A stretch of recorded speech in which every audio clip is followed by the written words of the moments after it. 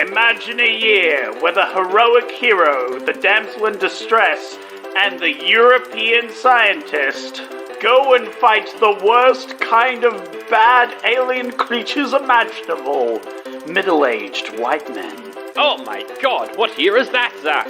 The year is 1936.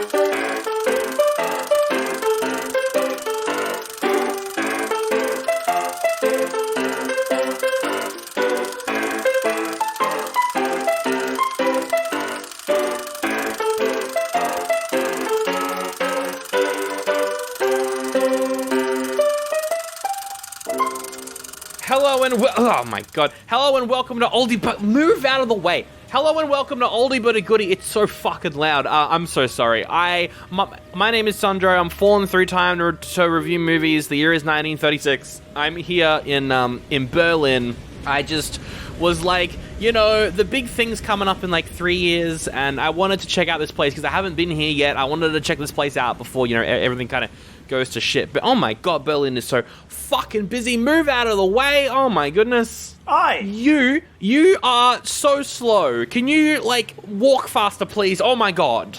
It's funny you should say that. I could certainly walk a lot faster. I came to Berlin because I wanted to check this place out before World War II because I haven't been here yet, and there's so many people that I'm just losing my mind. Don't just forget that I said that. What? Forget that I said that. That is very concerning information. I didn't say anything. Well, you shouldn't speak to me so aggressively. As you see, and he holds up 3 gold medals. Oh my god, 3 gold medals are being held up in front of me. Yeah.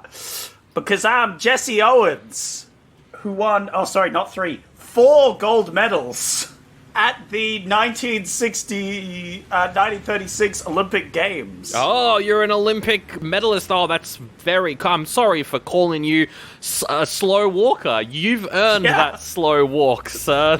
Yeah, ironically, I'm literally one of the fastest men to ever exist. So it's funny that you should call me a slow walker.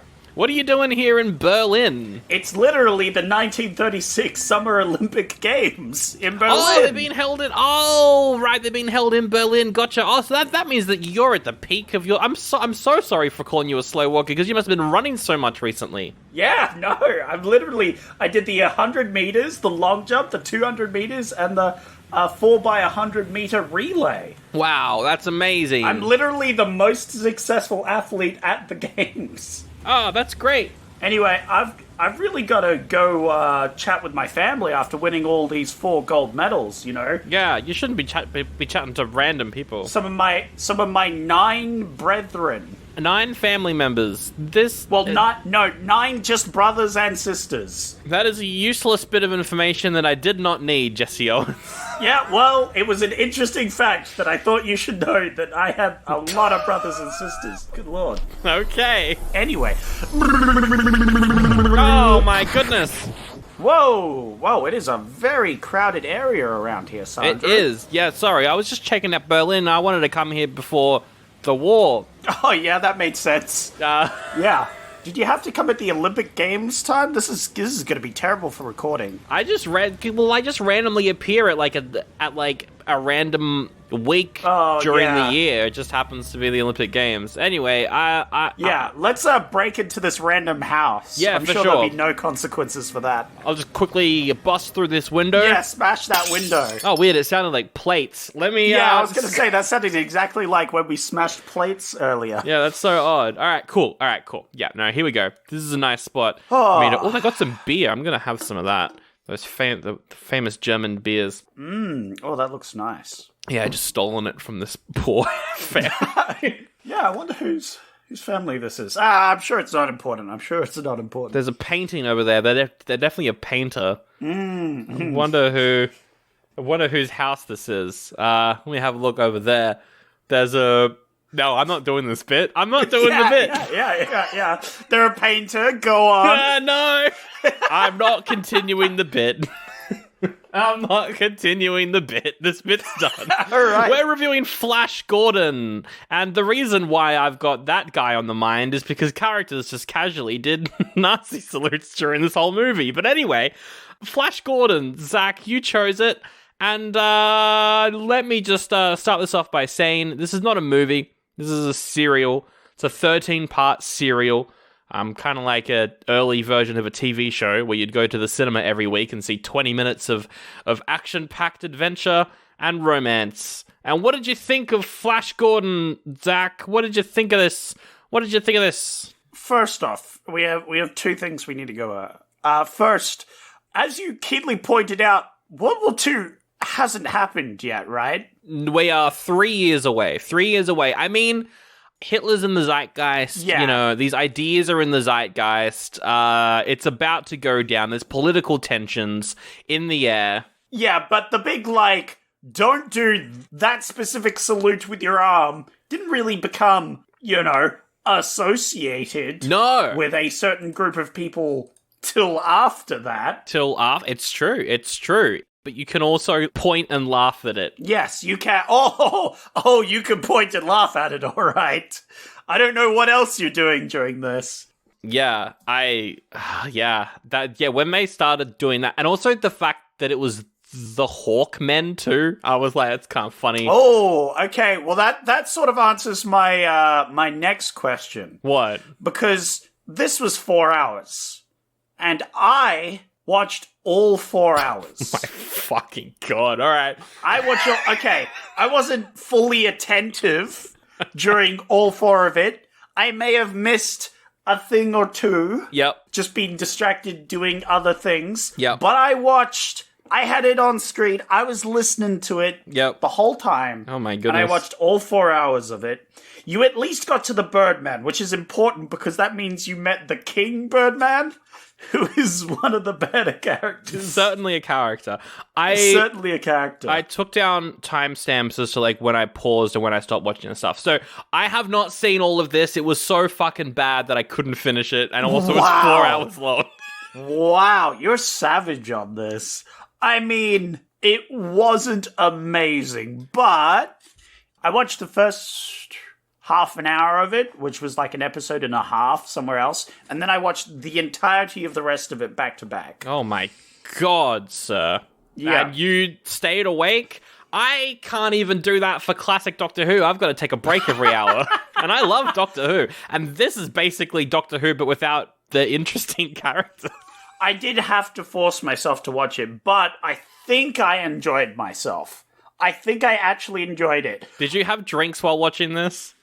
Yeah. Yeah, good. Obviously. Right, thank God. Yeah, good lord.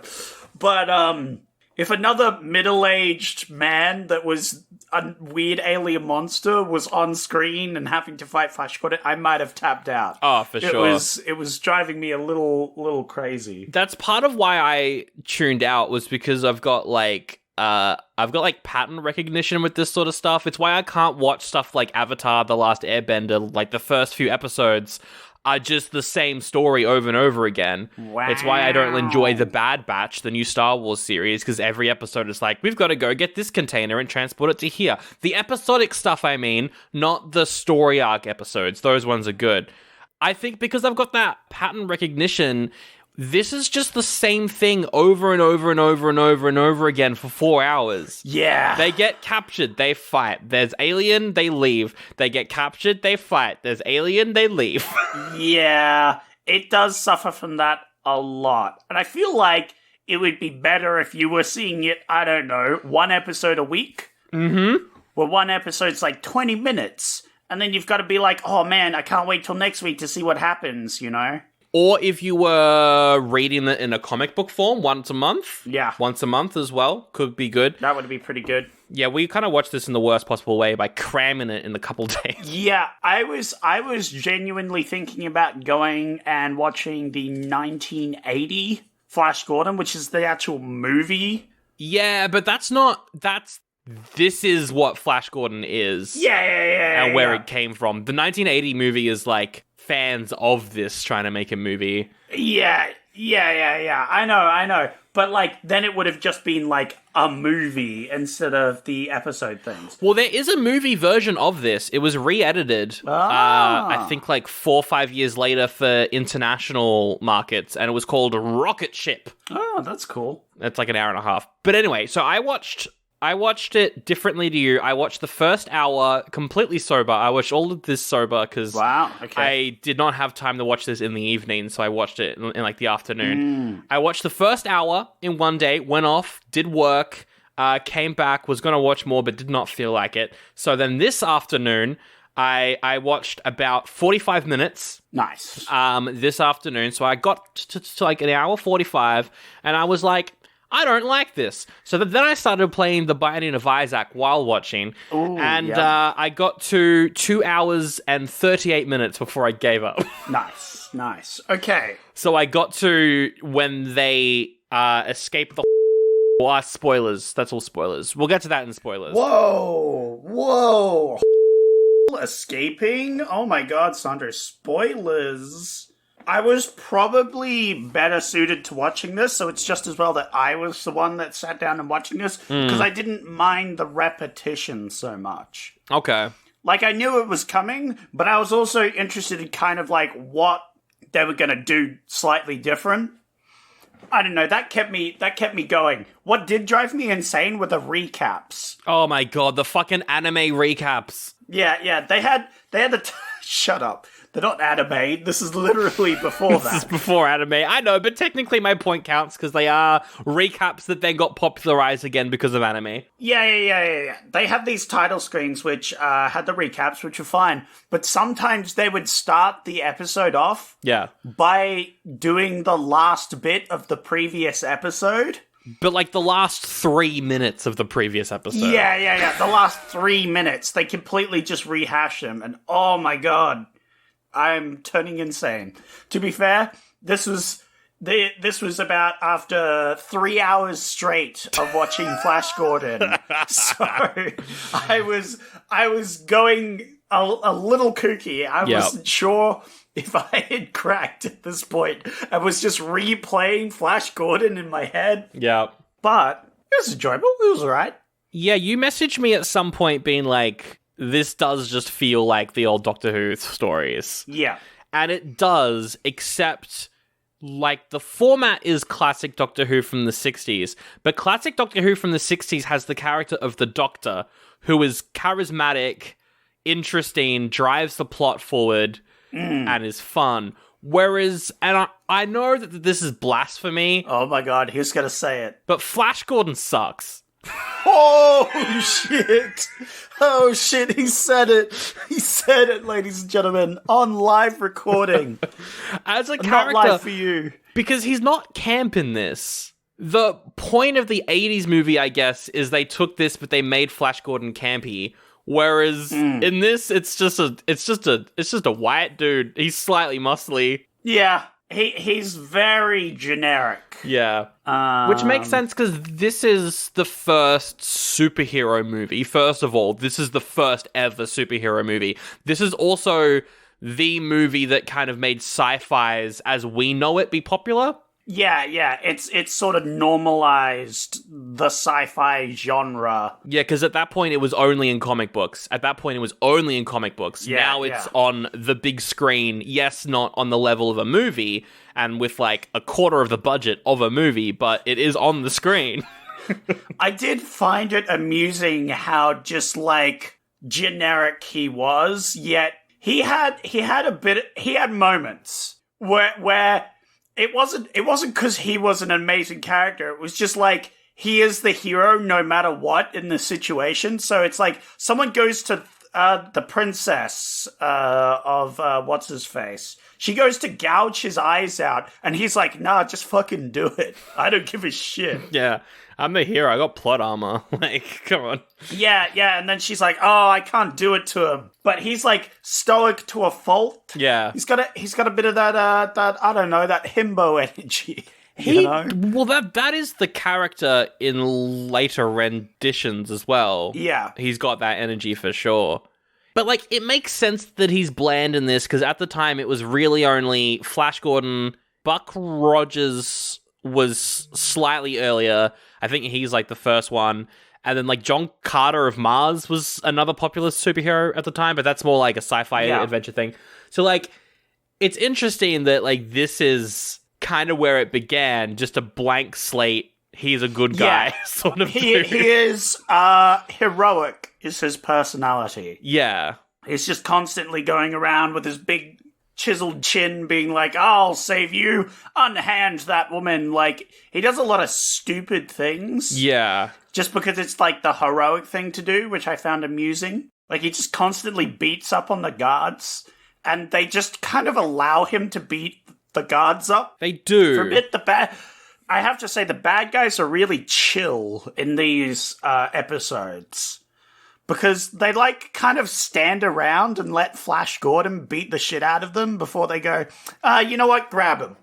We're done with him beating the shit out of people. Yep. All right, let's move on with the plot. Yeah, that's pretty much it. And also, like, the bad guys, the planet... We'll get to the plot, but when you boil the plot down to what it is, granted, I didn't finish it, so this is just from my perspective. Don't worry, I can help you. As a scholar of the Okay. Flash series, as the new guru on the Flash series, Yeah. I have absorbed all the possible Flash information. Okay. I know every character's in and out, except their names. Don't ask me I their know the names. names. I know the names, and then that's because I've got the Wikipedia page up.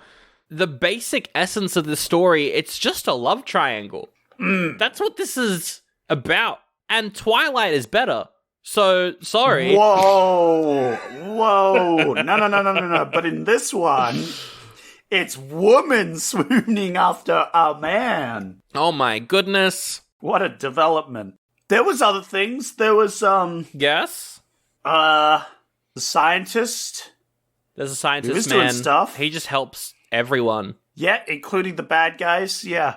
Although, to be fair, Lord Emperor dude, Ming, he was kind of, like, helpful at stages. Yeah, there's a point halfway through where he helps them all, and I'm like, what are you doing? Why are you helping them? But I guess he wants to be the one to kill Flash or whatever. There's a certain sense of honor Yeah. going around, because he doesn't necessarily help Flash so much as he helps the shark people.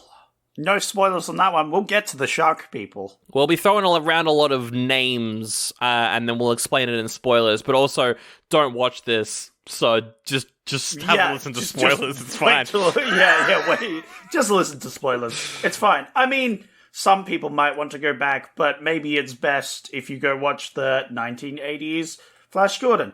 I don't know. It has a decent score on Rotten Tomatoes, but I haven't watched it. I was really going to watch it, but then I watched 4 hours of Flash Gordon, and I was like, you know what? I'm gonna pass. Yeah, I'll talk about the Flash Gordon, the history of Flash Gordon in the fucking whatever the fuck later.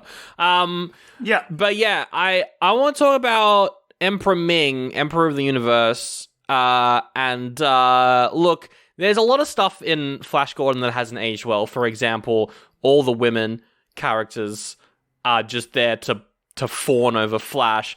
They always the princess especially. Good lord, the princess, this random woman he met on a plane. she literally is just a random woman they picked up and is now part of this space adventure. Yeah, she's now That in was love so with funny. him. Also, what does Flash Gordon do? They never explain in the movie. In the comics, he's like a polo player and he goes to Yale University, and that's his backstory, and he's somehow fucking ripped and amazing at fighting people. Yeah, I could see it. Look, he's a Yale boy. He's got to do a bit of wrestling, you know. Got to tussle with those big muscly men, you know.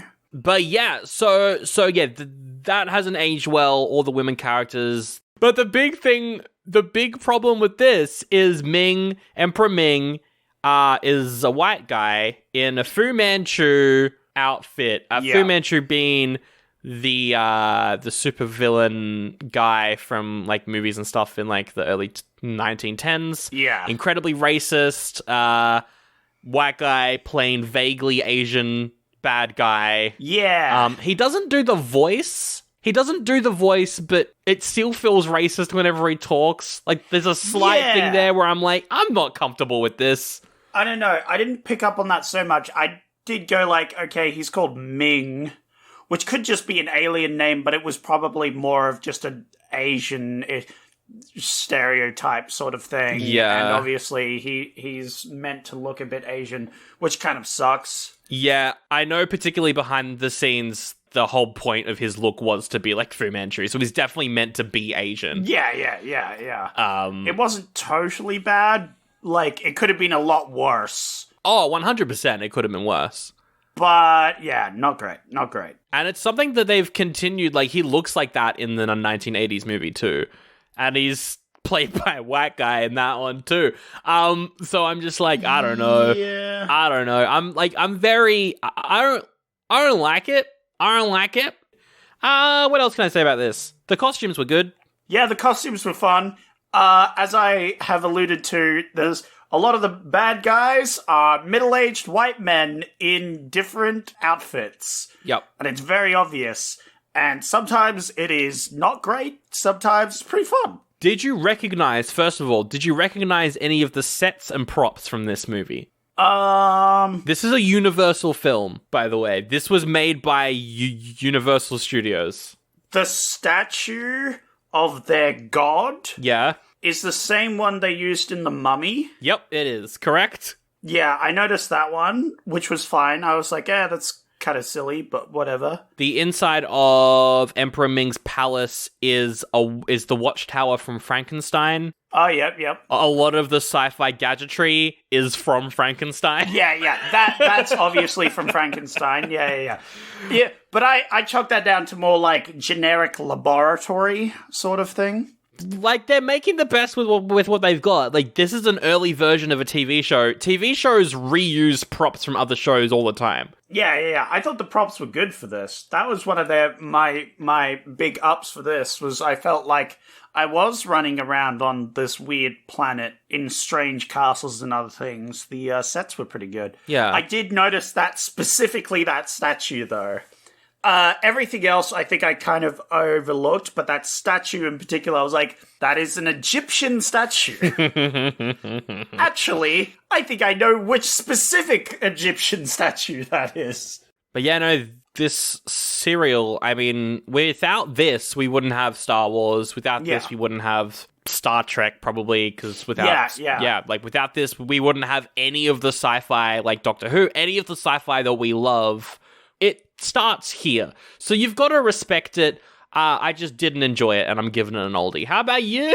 Ooh, I'm gonna give it a goodie to be kind to my sci-fi ancestors. Right. And I think I did enjoy this, but more as like a background thing to enjoy rather than a foreground thing. And also in moderation and not in a 3 hour and 25-minute binge. Yes. Because I might have gone Flash Gordon crazy, but I went through it, and I wasn't totally bored during the whole thing. And that was 3 hours and 25 minutes. That's a lot. It was a lot. And that was all in one day. I watched the 4 hours all in one day. I just had a break in between. Before we jump into spoilers, there are, of course, other versions of this.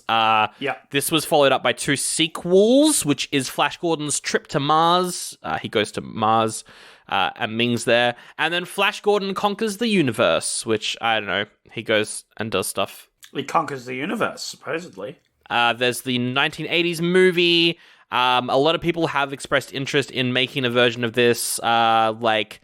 Taika Waititi is doing some animated Flash Gordon thing. I could see that. I know that George Lucas always wanted to make a Flash Gordon movie, but never got around to it. Yeah. You could see the potential in this, you know?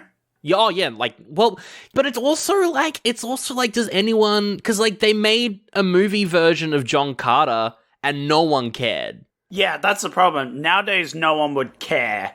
Here's the thing, though. If you made a good enough movie, people don't need to care about, the old stuff. The nostalgia will make people talk about it, but then if it's bad, people will just tell you don't see it. For sure. But if it's good, then people talk about it, and then they tell you to go see it, and then it's like, wait, what is this Flash Gordon stuff, There's a bunch of TV shows as well. There's one in the 50s, there's one in the 70s, Defenders of the Earth is Flash Gordon and the Phantom teaming up and doing some stuff. Yeah. The most recent Flash Gordon thing is in 2007. There was a TV show that lasted 1 season before getting canned. Oof. I think you could bring it back, but like it would have to be it would have to be cheesy, right? Yeah. Well, here's the thing, though. I feel like this is like the base bones to construct a sci-fi thing on top of, right? You've got like main characters, you've got lots of different fun side characters that you could do loads of things with. For sure. You've got all these different places, different people. You could totally build on top of this and make a really cool movie sort of thing. If you just make Flash Gordon a character, Yeah. I feel like these get 100 times better already. Like, make him have feelings, make him have emotion, make him not be just the hero. Why is he able to fucking fight every guard in the castle single-handedly? Well, that's kind of what? fun, though. Like, if you do that in a funny way, like, the film opens, he's just playing golf, and then he's taken up into space and can somehow fight everyone. Yeah. That's kind of funny as well. Oh, absolutely. You could, exactly, that's another angle you could do, is, like, lean into the whole, like, this is just a white guy from Yale, but he's able to, like, fucking battle giant ape aliens, you know? I think in the 1980s movie, he's a football player?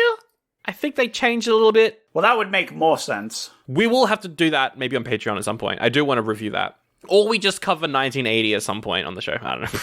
I think both are good, valid options. I would like to see that movie, so definitely add that bad boy to the list. Would you be watching the other two serials, though? Nope. Okay. Look, I might, but probably not watching 4 hours worth. Yeah, for sure. Maybe an episode or two. Yeah, there's so much here about, like, versions of it. Apparently Taika Waititi's one is now going to be live action. Last update was in 2021, though, so who knows what's happening there. I think Taika Waititi... Yeah, he could do a fun comedy one. He could do a good one. As long as he's not surrounded by Marvel yes men, he could make a really fun comedy version of that. I'd really like to see that. Like, some New Zealand humor would really kick that into gear, I feel. Yeah. Or you get someone like, I don't know, someone who like Robert Rodriguez, who's a big fan of, like, classic movies and, like, the kind of cheap Hey, Sandra, vibe. maybe we should save this talk about making movie sequels to the end of the episode. You're right. Because that's what we That's what we do. That might be what we do at the end of episodes. Oh my god. No, you're right. But how amazing is that? Like, this is not the first superhero, because Buck Rogers was technically a comic book before this, but, like, this is before Superman, Yeah. you know? And that's kind of cool. That's kind of cool, I think. And that's the thing. Unlike Superman, he is just a guy. Yeah. So you could be Flash Gordon. Kids out there can look up and go like, I want to be Flash Gordon when I go up. I want to go and throw middle-aged men around in a palace fighting for, you know, the Earth. You know, and I think that's all right. I think that's cool. Yeah. I want one episode where I just get to turn invisible. I didn't watch that one. Yep. I figured you didn't, so I was just going to throw that one in there. All right. Should we get to some spoilers now? Let's get to some spoilerinos, but also don't watch this. It's fine. You can go watch it if you want. Don't listen to Sandro. He's not your mum. If you want. It's free on YouTube. No one gives a fuck about this. It's free on... Yeah, look up an episode or two on YouTube. Why not? Yeah. Howdy, it's me, Sally McSeller, and oh boy, is it time for an ad. Wow, Sandro and Zag, they've been cooking things up in the kitchen, and I'm not talking about meatloaf. I'm talking about a new Patreon episode on Friday the 13th, Part 4, the final chapter. It's out right now on Patreon. You can get it for $5 a month and other bonus episodes. Here's a clip. I quite like this review from Liz, who says, low-key favorite thing about this film, the fact that it takes place immediately after parts 2 and 3. So that means it's Monday the 16th. Yeah, it's not even Friday the 13th. That's such a good review. It's great. That's great a banger of review. Well done. Okay, yep, that's it. I'm skipping dinner. I ain't paying for dinner. I only got enough money for dinner or Patreon, and I'm picking Patreon because the boys don't pay me. I'm going to patreon.com/oldie-but-a-goodie-pod and getting that bonus episode right now. Woohoo! I'm an American. I also need food. Don't be like me. If you don't have money, don't get the episode. The general plot is the planet Mongo is gonna crash into Earth. Yep. And so Dr. Zarkov is like, I'm gonna fly a rocket ship and try and fix this. Go planet, try and fix it. And Flash Gordon and some random woman are like, we'll come with you. Yeah. And here's the thing about, like, TV episodes versus movie episodes. Yeah. The plot can jump around a lot more rapidly than in a movie because you have to cram a lot into 20 minutes. If this was a movie, the first 20 minutes of this, they wouldn't have left Earth. But because it's a TV show, the first 5 minutes, they've left Earth. And we're like, oh, we are on the planet already. Okay. Wow, that was fast. But yes, essentially we meet Flash Gordon. He's coming on a plane, and they have to jump off a plane. Which, like, looked good. Yeah. All that sort of stuff looked really good. I'm sure they jumped out of an actual plane. Oh, they 100% did not, because you don't see what their hands are holding on to when they're coming down. Yeah, I'm sure they jumped out of a real plane. And then, yeah, they fall into a field, and then Flash Gordon's like, oh, hey, Zarkov, I know you. Yep. Oh, hey, is that your rocket ship? Oh, yes, we need to go save Earth. All bets are off. Hey, lady, do you want to come along? And she's like, oh, yeah. And all right, here's our three main characters, and they're going to save Earth. Gonna save Earth. Going to Mongo. And I liked how it's like, the whole world is in an absolute frenzy about this. And, like, we cut around the world. It's just, like, stock footage of people from random countries. Yeah. Walking around. To be fair, they're, like, crowd scenes, and they play, like, you know, scared sounds, like people screaming and other things. So it gets the point across. It does. There's some funny quotes. Like, every now and then there would be a quote where I'd be like, I'll write that down. I think Zarkov is like, I hope this works. I've only ever experimented with model rocket ships. And Flash is like, well, did they ever come back? Well, they weren't supposed to. Yeah. It's good fun. It's good fun. It was good. It was a good little starting bit. And, like, in the space of 2 minutes, they go from Earth to this planet. Mm-hmm. Less than 2 minutes. It's less than a minute, I think. And, of course, I'm used to modern sci-fi or modern movies where it would have taken them at least 20 minutes to get to the planet. And we were just there. And I was like, whoa, holy shit. How fast was that rocket going, you know? Yeah. It took them no time at all to skip to that. But again, it's just because it's a TV show and not an actual movie, and it took me aback how fast they got to the planet, you know?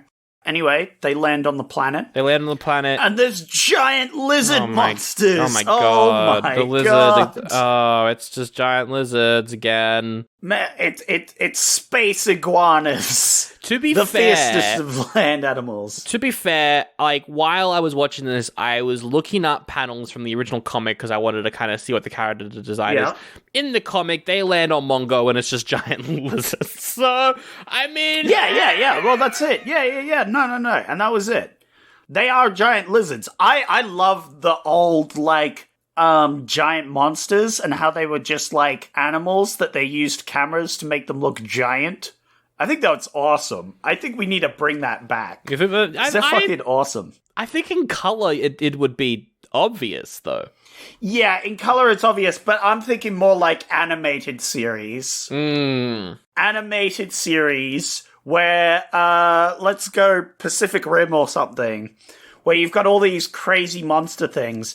I want one of those monsters to just be like a baby crocodile. Yeah. But it's huge. But it's animated, right? So it fits in with everything. It is a baby crocodile that is huge. Okay, yeah, I like that. Essentially, I'm just going back to what me and Jack were talking about the other week, and we need giant fight clubs. Giant fight clubs, yeah. I want a baby crocodile, and I want to zap him up till he's the size of a skyscraper. Oh my so we God. can eat someone's goldfish that they made giant, you know? Okay, Like, sure. I want this epic battle to go down. It'd be great. I wrote down a note because Emperor Ming's like, oh my God, all these people landed, take them to me. And his men are like, they're either Roman centurions or they're Ned Kellys. Yes. And it's funny. Oh, if you don't know who Ned Kelly is, our international audience, he's a murderer and outlaw that we all Australians look up to.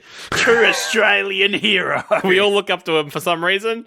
He was an outlaw, a train robber, a bank robber, and a true blue Australian bloke. I've been to his cabin. You can go to his house. You can go to his house. I went to his house, and I was like, this place is fucking tiny. How people live in these back in the day. Yeah. Anyway.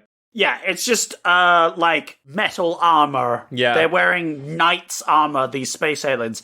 But the Centurions, they're great because it's only, like, the upper half is Roman, and the bottom half is short shorts. Yep, short shorts.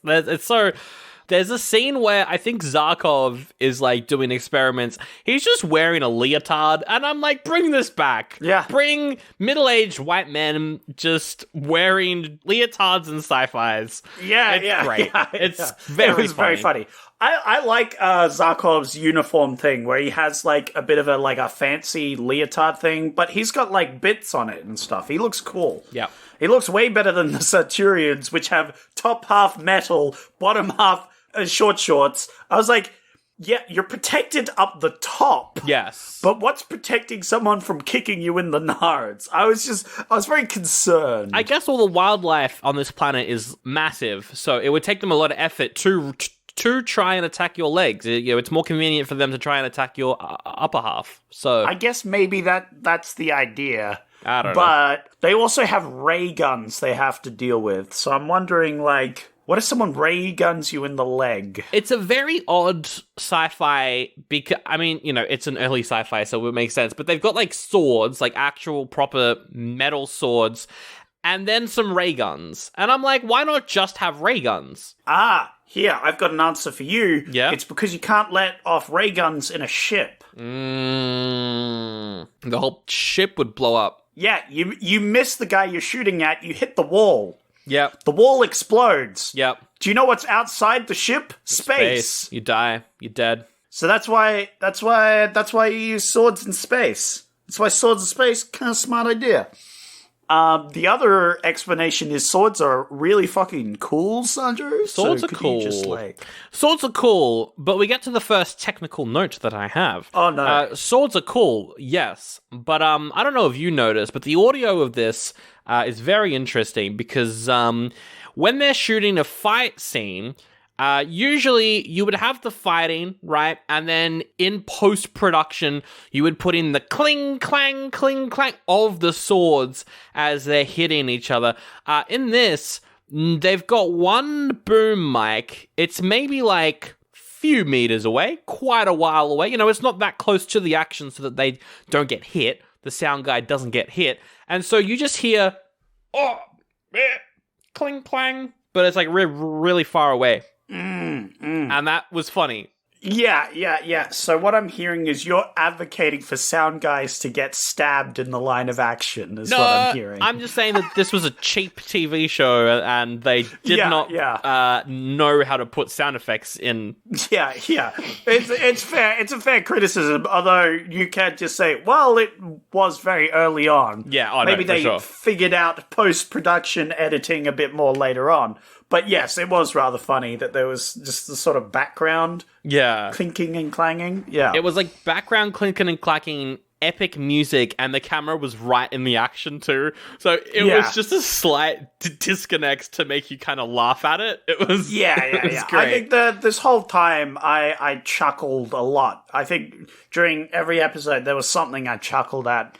How silly it was, like giant lizard monsters and other things. Middle-aged men were the bad guys once again. Did you chuckle at all the transitions? The side wipes? Where did George Lucas get it from? He got it from this. He got the Star Wars transitions from this because it's fucking dumb. It's so yeah, but to be fair, first sci-fi sort of thing, it had charm. It had charm. I liked it. I liked when the screen like turned into like a lightning bolt and then like separated. That was great. Oh, that was the cool transition. Yeah. Dude, imagine being in 1936 and seeing that transition. That would have blown your fucking mind. It That would've. would have been so cool. It's pretty cool. And that's kind of the general setup of the show, is just that they're on the planet to do this stuff. The Emperor Ming wants to marry random woman that they brought along, but she's like, no, I'm in love with Flash, because they've been together for 20 minutes and he's the main character. But Emperor Ming's daughter is like, but I want to marry Flash. Yeah, that's better than Emperor Ming's daughter, who hasn't been with Flash for 20 minutes. Yeah, but she wants to marry him. Literally, she's on for less than half a second, and she's like, oh, I want me to get some of that. Which is fair, because he's kind of hunky, but she goes full ham, and I'm like, hey, this is a stereotype that I'm going to have to get used to around this area of cinema. But she's kind of evil, so she's trying to get with him, but in evil ways. And she had kind of more of an interesting character arc than any other character, I'd say. I didn't care to begin with, so I wasn't really paying attention. Whenever she was on screen being like, I'm doing evil plans, I was like, okay. That's fair, but like, she had more than one dimension for a character. That's true. So, which made her more interesting than a lot of the other like Flash Gordon is a hero. Yeah, one-dimensional character. Yeah, Damsel in Distress is Damsel in Distress. True, one-dimensional character. The Emperor, bad guy. Bad guy. Actually, no.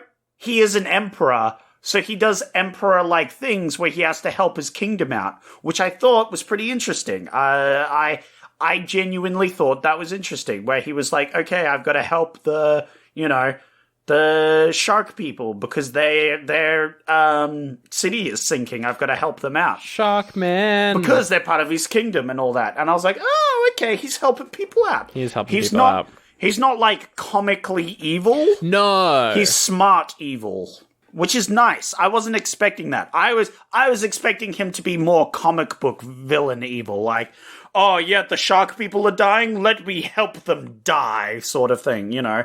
No, instead he's like, oh shit, my daughter's in there. Yeah. I need to help, you know. So that's pretty much it. Like, Flash Gordon goes from city to city. He's hanging out with the Shark Men. He's hanging out with the Hawk Men. And they always imprison him.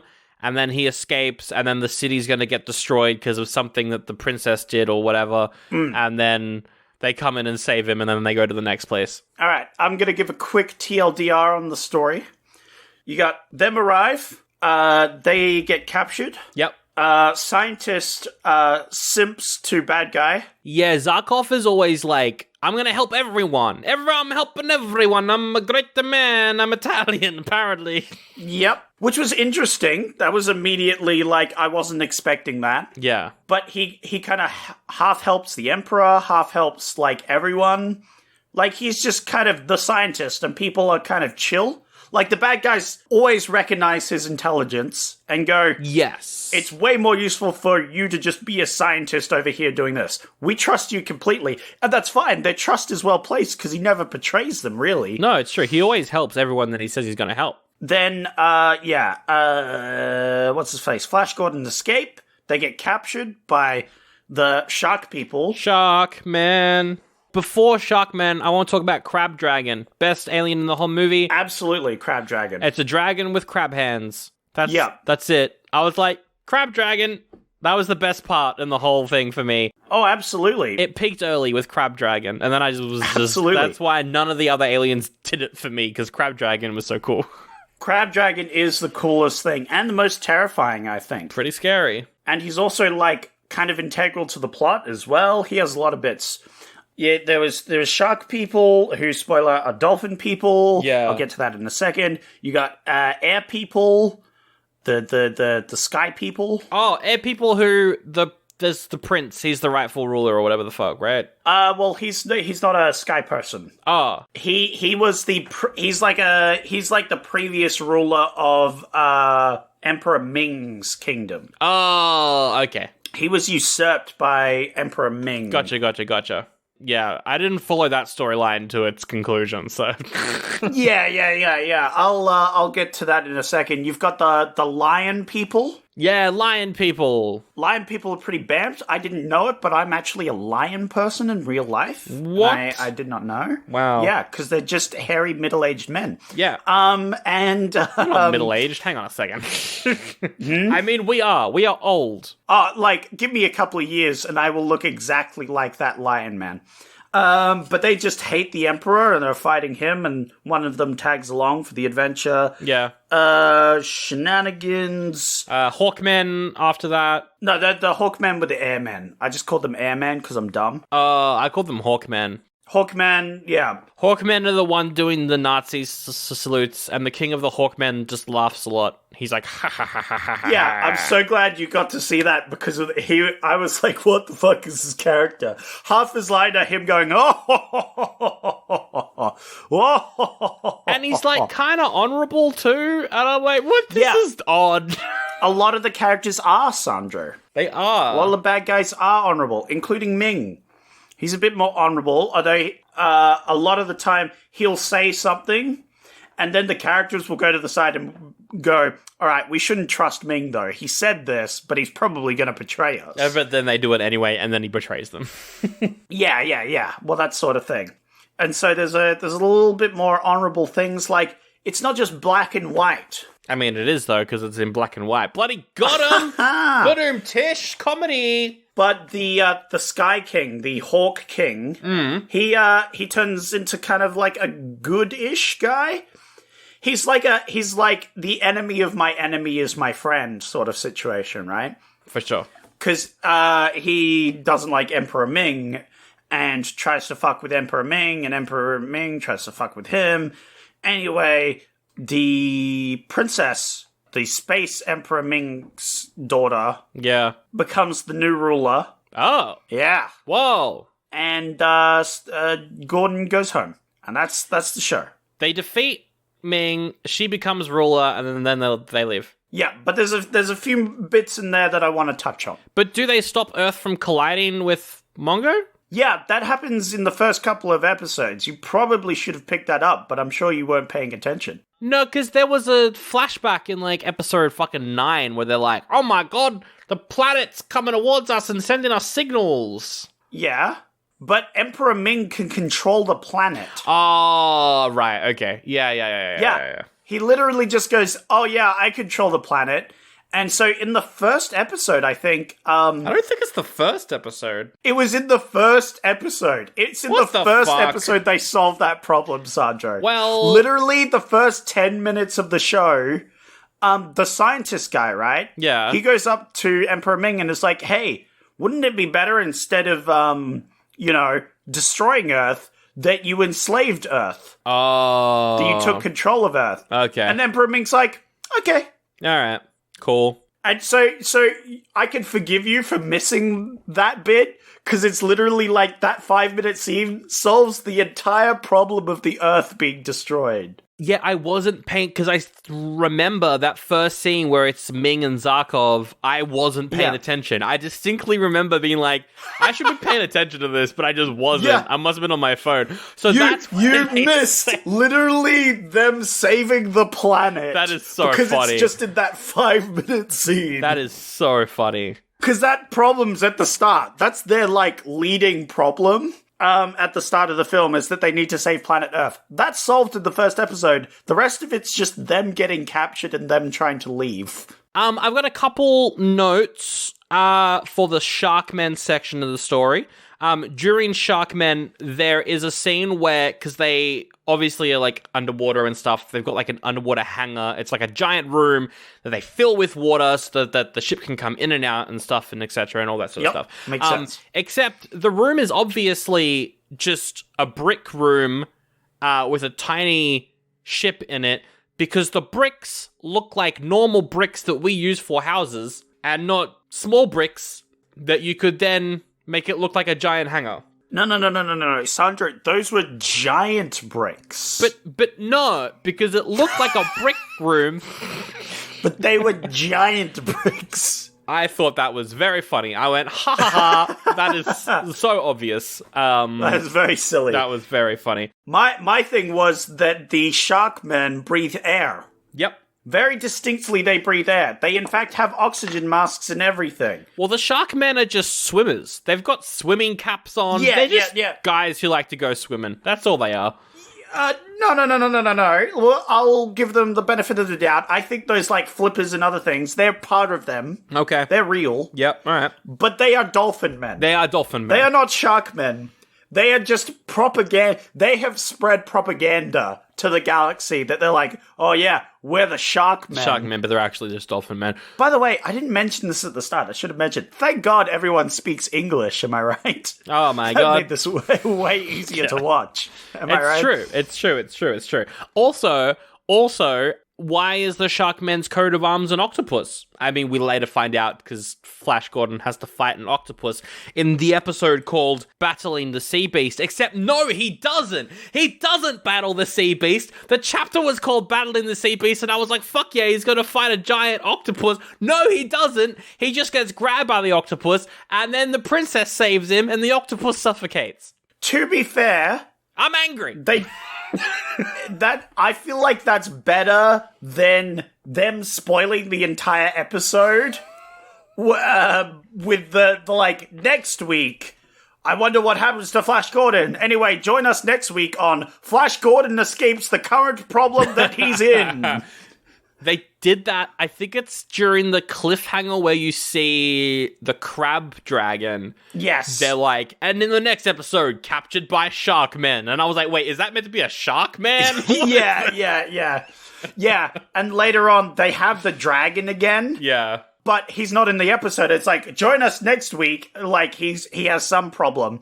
And it's like, join us next week on Flash versus the Dragon or whatever. And I'm like, well, the dragon wasn't in this episode, so he's going to have to get out of this predicament. So funny. I liked when he was fighting the dragon because he was struggling. He was getting, like, clawed to death by the dragon. Yeah. And it's like, that's where the episode ends. And it's like, oh, shit, how do they solve the problem?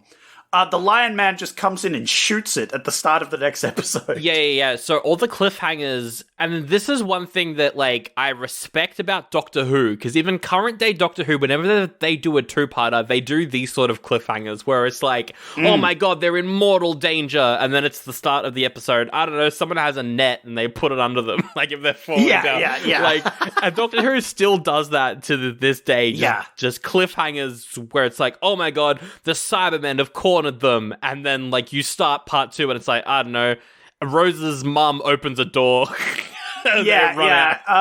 Rose's mum shows up. She has a spare sonic screwdriver. She fixes it. Done. All right, continuing on. It's so funny. I love cliffhangers like that because it's just like, it's so dumb. Just quickly bringing up some of the problems. Yep. That little Flash has to deal with. Yes, please. Because you just talked about the octopus. I think it makes sense that the shark people have a octopus symbol. It's like the Hail Hydra. Oh, yeah. Yeah, you know, it's just, they were like, hey, we have a cool giant octopus as, like, a weapon. Let's make a symbol out of that. Why not? Yeah. Oh, and also the king of the Hawkmen is King Volton, like Vulture. Pretty good. He's cool. I like him, because, yeah, he's just kind of vibing. A lot of the time. He's having a hearty chuckle. He's like, I'm torturing Flash Gordon. This woman's upset.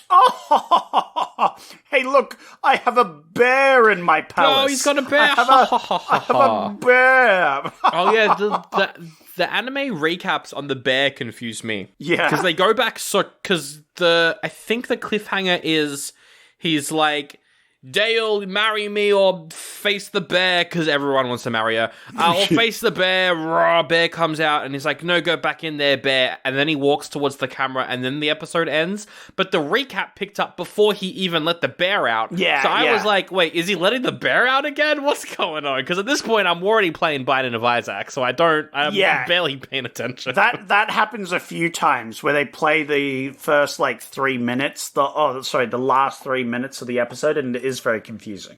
But I just want to go through the problems Flash Gordon has to face. He fights a dragon. Mm-hmm. He fights an octopus. He has to deal with the underwater city flooding.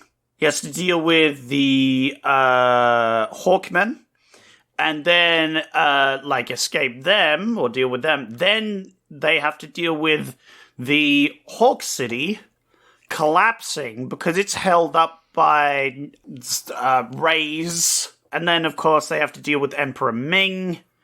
Then Ming just walks into a closet and dies. Really? That's it? Yeah. But what about the invisible thing? Apparently he goes invisible for an episode. Oh, yeah. What the fuck is up with that? I forgot I mentioned that. Right. So during, I think, it's when they're up on the Hawk Castle. Yeah. The scientist gets sent to the science lab in the Hawk Castle, where he's got to come up with a new substance to keep the city afloat. Right. That's his job. Okay. And pretty much the Hawk King, he kind of gives him an ultimatum, which kind of makes sense. I liked it. Where the Hawk King is like, hey, scientist guy, we're going to make you find something that can fuel the city better than the furnaces, because right now we're relying on these furnaces to keep us afloat. Your friends are filling those furnaces. I'm going to keep those friends here for as long as it takes for you to find a better solution. Yeah. And I thought, damn, that's actually kind of smart. That's given the scientists some motivation. Meanwhile, the scientist is like, yeah, that's cool, but what if I invent an invisibility ray? Oh my god. That turns Flash Gordon invisible. Yeah. And then for an episode, Flash Gordon goes around as the Invisible Man. He goes to Ming and, chokes Ming out for a bit. Okay. And Ming's like, guards, get him. And the guards are like, fucking how, though? Okay. They, stand around and are like, what? Did the actor want a day off? Is that why they did this? I don't know. But there was some fight scenes. Yeah. They were visible. They were having to do stuff. Man, I kind of wish I watched this part, actually. That's kind of fun. Yeah, I'm reading here. So eventually the princess falls in love with the Prince Baron guy who loves her. I was just about to get to that, which is at the end bit here, just after they turn invisible, yeah. So the Baron, the Prince Baron dude, who mortally fights Flash at one point. He gets blackmailed. That was the last bit that I saw. I saw that part and I was like, that's a fucking good fight. I really enjoyed that. Actually, I'll read my notes. My notes exactly are... Okay. This is a decent fight with the Baron. Yeah. And then I was like, okay, so now that he's won the fight, Flash has to fight a mighty beast, giant orangutan, fuck yeah. Yeah. Lol, they're given freedom. Oh no, more dumb love triangle shit. And then my last note is, okay, I'm done, and the timestamp where I stopped watching. Nice. Yeah. I like his fights that we see. The first one we see is when he's chucked into a cage by Emperor Ming, and he fights 3 middle-aged dudes that are hunched over going, oh, and they've got the tusks, the tusk men. Yeah. I remember the tusk men, that was funny. And the titlers called them Huge Ape Men. Yep. And they were not huge, and they were not ape men. Yeah. They were just some guys.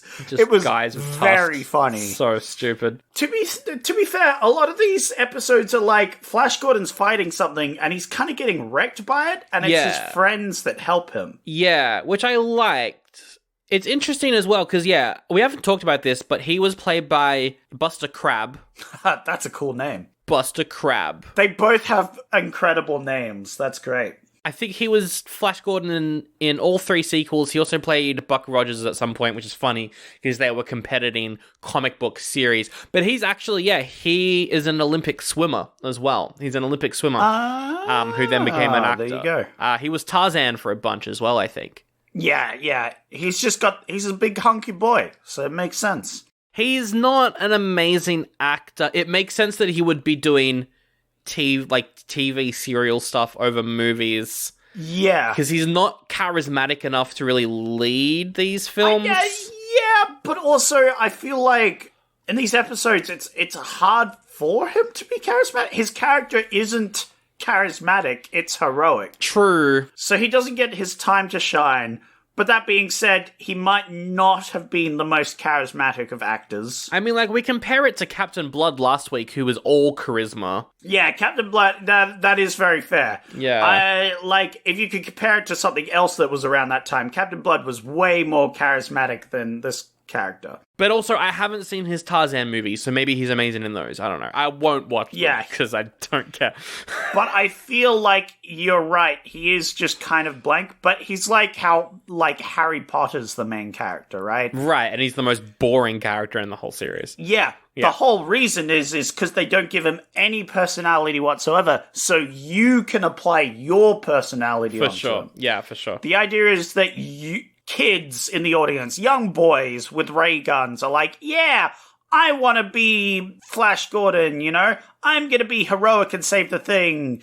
That's why he doesn't have any personality, is because, you know, it's so that everybody can be Flash Gordon. Yeah, for sure. In that sense, the actor was probably told not to show too much emotion, you know? True. Maybe. Yeah, so they fall in love, and then Ming's like, time to kill everyone, and then they kill Ming. Is that it? Yeah. Basically? There's a whole thing. Emperor Ming escapes them in the castle and goes back down to that dragon area. Yeah. And there's that priest guy, right? Yeah. And he helps Emperor Ming go into the mystical doors of their god. Oh my god. And then he closes the doors, and then he tells them, yeah, he's gone to the room of their gods. No mortal man comes back from that. He's dead. And they're like, okay. Wait. So you don't even see him die? Nope. I mean, no wonder he's back in the sequels then. So yeah, well, he's back in the sequel. Yeah. So the whole plot is he just gives up. Ming's like, I'm done. No, he doesn't give up. He runs. I mean, yeah, I guess that is giving up. Running is giving up. He is escaping. Right. I'm kind of glad I didn't finish it then. That's dumb. Do Flash Gordon and Dale, the damsel, are they a thing at the end of the movie? Yeah, okay, cool. Yeah, they're like a thing. Right. And like at the end when they land, they kiss. Yeah, of course. And Zarkov's like, oh, I'm gonna look over here at some plants. Wait, did you watch the ending? Oh my fucking god. No, he actually, he turns around, looks at them, and they're going, slowly, slow motion towards to kiss each other, and he's like, oh my. And then he, turns to look away. Oh, dear me. To show the audience that he's not looking at them kissing. Yeah. That's so funny. That is funny. Oh, dear. That's great. Well, there we go. Flash Gordon, great. Wonderful. Amazing. Good stuff.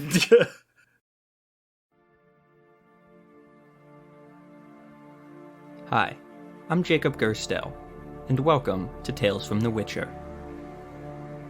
This podcast chronicles original short stories written by me and set in Andrzej Sapkowski's Witcher universe.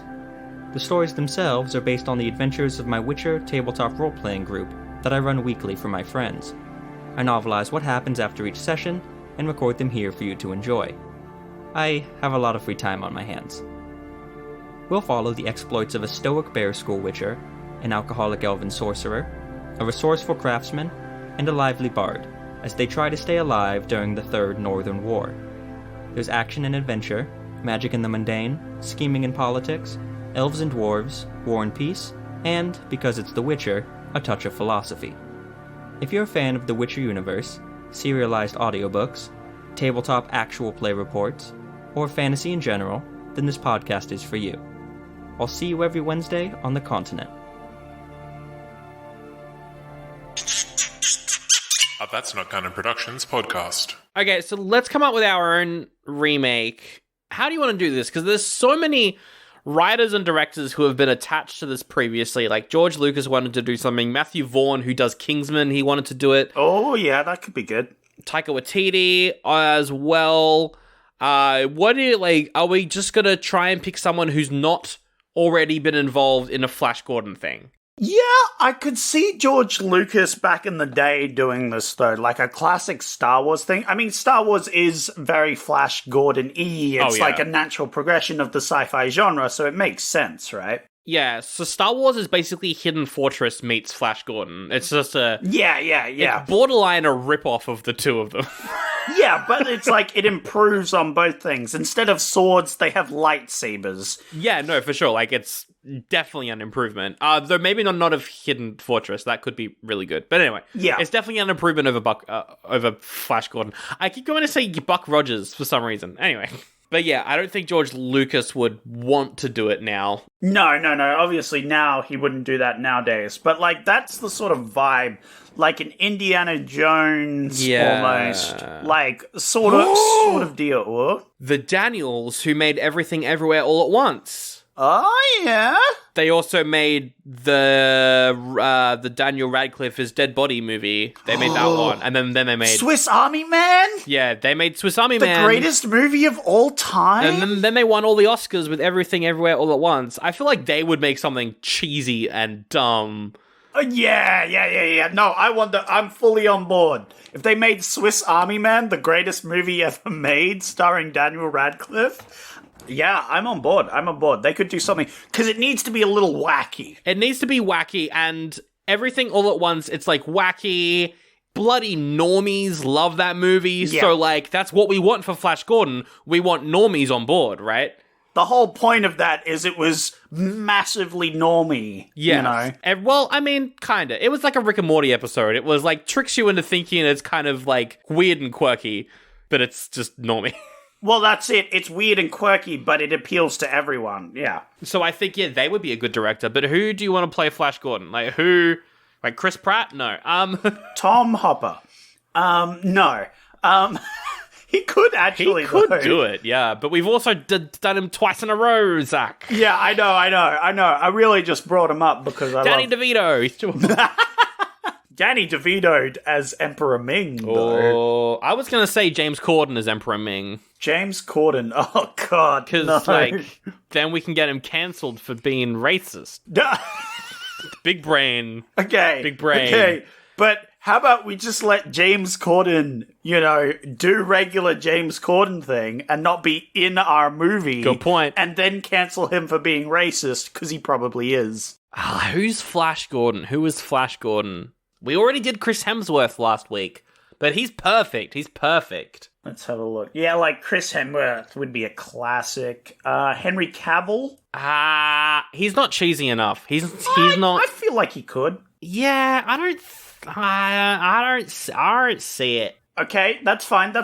He's just kind of like that hunky vibe. I feel like he could do a good job. Yeah, he's a hunky vibe, but everything that I've seen him in, he's not charismatic enough to pull off this, I don't think. What about Chris Evans? Ooh, yeah. He likes doing dumb comedies as well. Yeah, from teen movie, not another teen movie. Yeah. That's the kind of like he's very charismatic. He's very charismatic, but is he too old though? He's 40. Do we change Flash Gordon's origin story a little bit? No, you could de-age him just a little bit. You can increase the age of Flash Gordon. I think Chris Evans could work. I think Chris Evans is good, yeah. Yeah. Like the age thing, he's in his 40s, yes, which is a little older, but you could still have him as like the event. That's where he's more like an Indiana Jones character rather than, fresh out of college, sort of guy. I can't think of anyone else. Yeah, like Chris Evans that's a fucking good choice. What about Ryan Reynolds? No. You would really have to lean into the comedy. If it was Ryan Reynolds, he would just be playing himself. And it's true. As much as I love Ryan Reynolds, I don't want Flash Gordon to just be Deadpool. Okay, that's fair. Chris Pine, just in the latest D&D movie. He was good in D&D. He was pretty charismatic. He's pretty hunky. He would actually make a pretty good one. Yeah. True. Could go Robert Pattinson. No, he's too. That wouldn't work. Yeah. I think Chris Evans. I think we could have a Chris Evans. I think Chris Evans is the get here for sure. Yeah, Flash Gordon is the Captain America of that time, right? Like you're right. Yeah, he is just the Captain America. Like, yeah, I think that works. I think Chris Evans is good. I kind of don't want to even put Ming in our version. Oh, you know who would be good as Ming? Who played Is it Scorpion? No, not Scorpion. In the recent, like, Mortal Kombat, he was the best character in that. Oh. Yeah, no, Scorpion. Hiroyuki Sanada. Yeah. Oh, he's great. He was really good in the latest John Wick movie as well. Oh, yes, which you've seen. That's right. I forgot you went and saw that. Yeah. I've seen that movie. Yeah. Did it feel like 4 hours? Yes. Okay. It's just mindless action. The story's kind of second place and weird and lame. Yeah, I got kind of burnt out with 2, so I have not seen 3 and 4. Yeah. You see the first John Wick movie, you see John Wick. First one's great. Dale Arden, the love interest. Chris Evans's love interest. My first thought, they were in Knives Out together, is Ana de Armas. Yeah. Oh, yeah. She'd be pretty cool. But obviously we need to make her role a bit more important. Well, that's why I'm saying that we get someone who can fight. Yeah. My thoughts, we do the dumb movie trope where we make the girl the engineer. Or actually, she could be the pilot. Oh, yeah. Yeah, she could be the pilot for the airplane, and that's why they need her on the spaceship, because Dr. Zarkov can build a ship, but he can't fly it. He can build a ship, but can't fly it, for sure. So that's why she's there, because she's the pilot. Well, I like that a lot. Yeah. Speaking of the Doctor, who do we get to play him? Keanu Reeves? This is just a weird John Wick Knives Out thing. No. Keanu Reeves, not who I want to play. Who's my strange but intelligent scientist? Robert Downey Jr. No. He's just Iron Man. Yes. It's Iron Man and Captain America. You know what? We should set this in the 50s. Yeah? It's like a sci-fi adventure, but it's set in the 50s, so everything looks like it's from the 50s as well. I think that could be fun. Yeah. I mean, that's what I had in my mind, it was sort of like a spoof of, like the old things. No, you know who plays Dr. Zarkov. Who plays Dr. Zarkov? We got to get someone from Everything Everywhere All at Once. We got to get the guy who played Short Round, who won the Oscar, Ke Huy Quan. And I don't know if you've seen Everything Everywhere All at Once, but in that he's very, like, kind of like scatterbrained in one of his roles. He's kind of like a scatterbrained guy. The Doctor, kind of scatterbrained, kind of silly. And I think he would be pretty spot on. He's that classic scientist genius where he's, like, kind of weird, bit of an idiot, doesn't understand what's going on, but is also a genius who can come up with devices that, man can't even comprehend yet, But who should play Princess Aura? Oh, what about the chick from Shang-Chi? I mean, Awkwafina, well, she was also in Jumanji too, right? And she's in, like, Renfield and stuff. Yeah, Awkwafina, yeah, she'd be cool. She would be more comedic, I guess. Yeah, I don't really get, like, Princess Aura vibes from her in that she's trying to sabotage them. No, I get more like she's like a princess, the sassy kind of like rich princess. Yeah. Like she's literally like a rich girl princess who's like, oh, hey, I want this hunky man. And then she can't get it. And then for the rest of the movie, she's like, Dad, I said I wanted this hunky man for my, my man chamber. Why can't I have him? And she's like following them around being like, I demanded this and I always get what I want. Yeah. That sort of thing. That's funny. I could see her doing that. Oh, and then she can do a rap version of the Flash Gordon song by Queen for the end credits. Oh my God. That's so funny. I'm imagining them in a karaoke room with Flash Gordon and the princess is like, this is how we do it in space. Oh my God. This is such a dumb remake, but also like, hell yeah. That is our remake and our episode on Flash Gordon. For a movie that was 4 hours long, I'm kind of surprised this episode isn't as long as our episode on Captain Blood. But anyway, that is what happens when I only watch slightly over half a movie. That's the podcast, though. Thank you for listening. If you like the show, we love every single person, asterisk, who reviews us on Apple Podcasts and Spotify. The asterisk is if you give us a positive review. Whoa. Or just a review at all. We'd appreciate it. Yeah. We are on Facebook. We are on Instagram at OldieBuddyGoodiePod. We're on bloody Patreon, patreon.com/OldieBuddyGoodiePod for bonus episodes. I'm trying to figure out when this episode's coming out and if there's a bonus episode for me to plug, but it doesn't look like there is. But we got a big backlog. There's a lot of stuff you can check out. That's right. Just go listen. We did all the Deuce Bigelow movies recently. We God, we that was a wrapped up mistake. Friday the 13th a few weeks ago with the final chapter, the final Friday the 13th movie. Which is definitely the last Friday the 13th movie. We're doing Evil Dead 5 next week because it's out and we reviewed all the other ones. We may as well review the new one too. It's going to be a fun time. But that's all up there. Links to everything in the episode description. Zach, before you get out of that Olympic runner's body, it's time for me to pick a movie. 1937. Whoa! Snow White and the Seven Dwarfs? That's the first one that pops up. Yeah, the Whoa, first Disney. animated feature film from Disney. Wow, that's crazy. That's pretty good. That's a film I've seen before. I mean, yeah. Yeah, obviously, but like that's kind of crazy to think about that was 1937 that came out. Just going into the theater and seeing that art style for the first time, it's just... like ooh. an animated film, you know. Like the effort that went into that production with like having to hand paint every single frame. That's definitely a good one. What else came out that year? Ooh, A Star Is Born, later remade with Bradley Cooper and Lady Gaga. It is not my sort of movie. Bad film. Fair enough.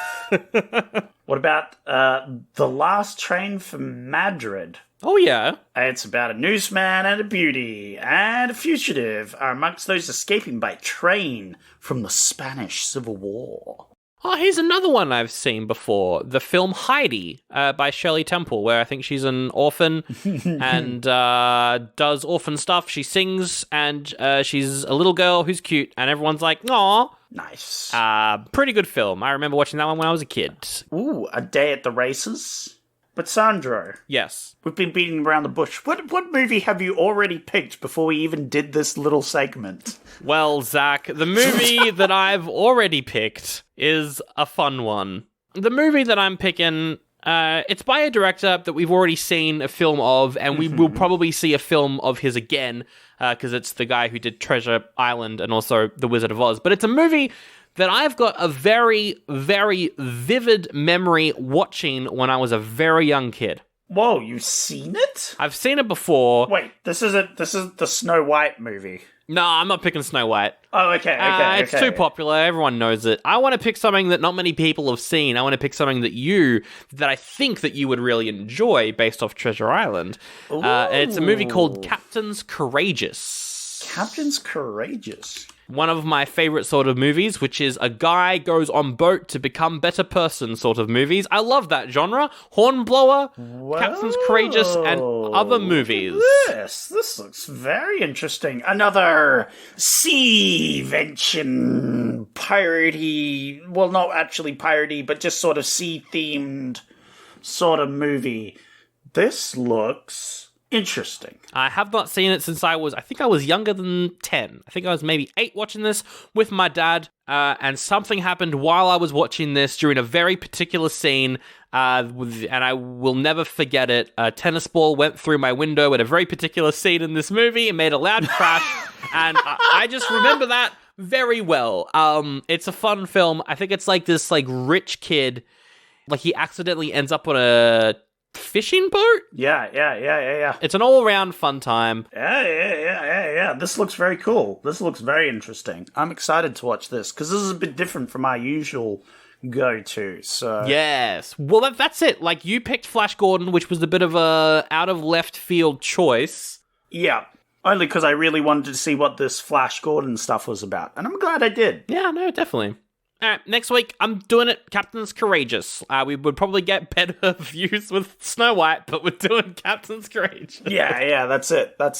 And we'll wrap it up there. I guess you've got to yeet out of that body. I'm going to open up the portal now ahead of time. Let me just get that open here in this Oh, that's good. painter's All right. house. This generic painter that has nothing to do with any historical figures that lived around this time. Random that painter's house. Made painters. Yes. Although it is interesting that there's no meat anywhere in this house. It's like they were like a vegetarian. Yes. It is very odd, isn't it? And there's lots of pieces of paper with writing on them, almost like a script for a speech. I'm going to burn this house down, actually.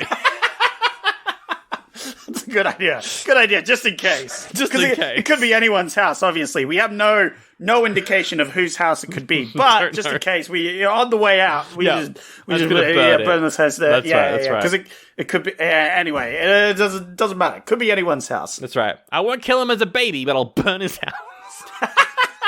Yeah, fuck him. All right. Oh my god, oh, gross, disgusting, yuck. Did I break into a house?